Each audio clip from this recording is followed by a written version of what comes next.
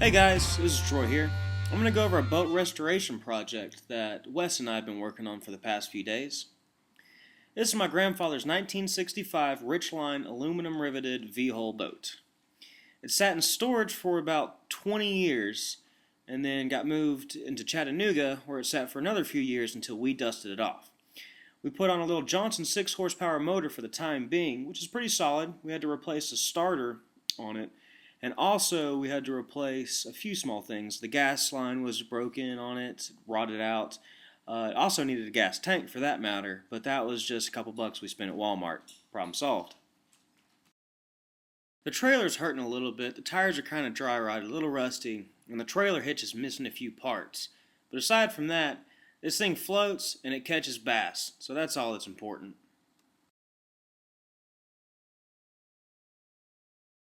One of the first things that I wanted to build for the boat was a deck to put in the bow so we could have something to stand on, place a chair, like most bass boats have.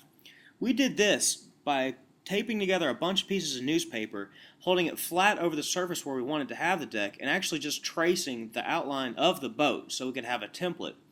We went and got a large piece of marine plywood, set it down over it, and cut out the shape. There wasn't any real engineering that went into this, so we had to do a little extra sanding and a little extra cutting just to make it all fit. Keep in mind that we also designed this so that we can take it out if we have to clean the boat or pressure wash it, something like that, so it pops out. We needed some extra support in between the two seats, and we gained that by actually taking just a couple pieces of wood, drilling some holes, and taking a few screws and constructing something that kind of looked like this. We reinforced it and also put some foam padding on the bottom so it wouldn't damage the aluminum underneath it when we put weight on it. After we built the bracing, we attached it to that first piece of plywood and it looked like this. The next step was to put some carpet on the platform. We went out to Home Depot and purchased some of this gray outdoor carpet. It's UV resistant and it's also good with getting wet, so it'll be pretty tough when we're out on the water. We attached it with some blue carpet tacks and a couple staples, and the end result looks something like this. It fit real snug into the boat and made that platform that we wanted. The next step that we have to do is to put the seat in, but that's coming later.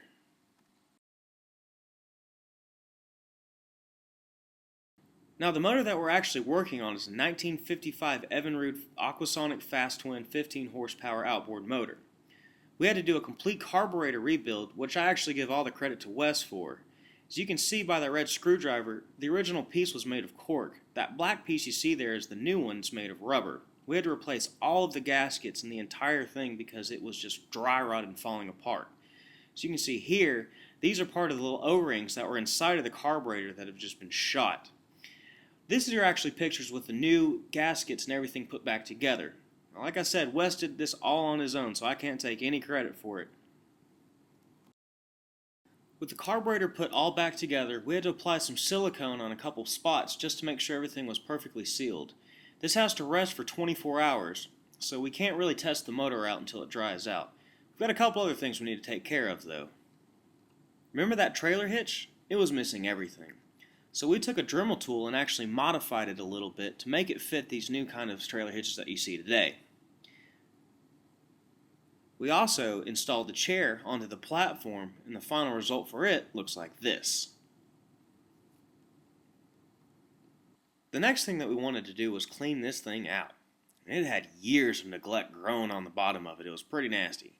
So we took a pressure washer to it, and you can actually see all the dirt just being blasted off.